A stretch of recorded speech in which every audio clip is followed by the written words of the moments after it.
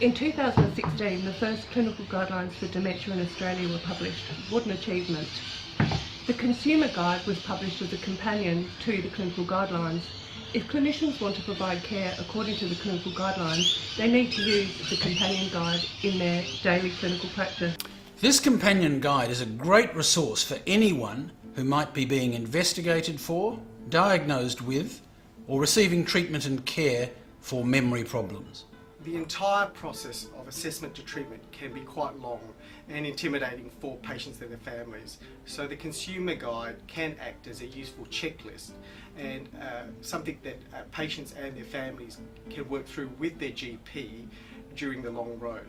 I must emphasise that we must promote nothing about us without us, and this is exactly what this resort emphasises.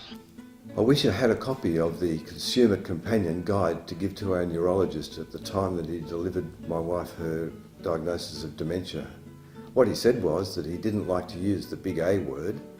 He said, there's nothing that can be done, just go home and get on with your life. I see people with worse problems every day of the week. The way he delivered that diagnosis was so insensitive. I think if he'd read this document, he would have done it very differently. It's a very valuable document for people who are worried about their memory, people who have an early diagnosis, for clinicians, health professionals, and providers who provide services to help those people. I would love to see the Consumer Companion Guide published in Chinese and for our Chinese community. 我好高興能夠看見消費者伴侶指引能夠有中文嘅版本，同埋能夠應用於我哋華人嘅社團。The care that I provide to people with memory loss, including dementia, is consistent with these clinical practice guidelines. The clinical practice guidelines include a consumer companion guide.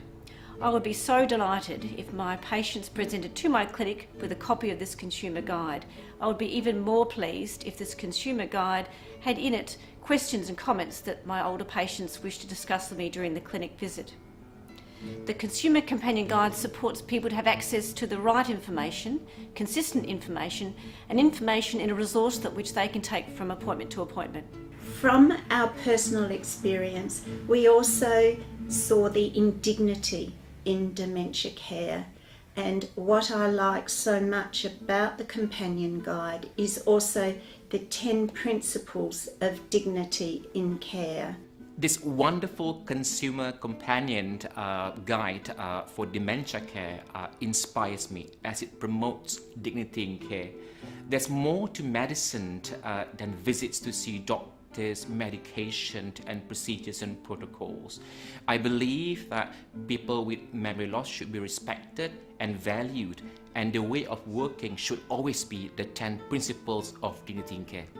One of the recommendations of the clinical practice guidelines is that patients and their carers receive both verbal and written information on the diagnosis of dementia.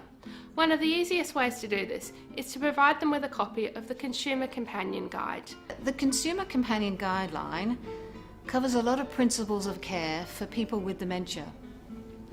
It's a good basis for students to learn and teachers to teach. It's just a good start for a conversation about dementia. I'm keen to promote the Consumer Companion Guide on my website, Dementia Down Under. I can't wait to share this valuable resource with people with dementia, family members and their caregivers.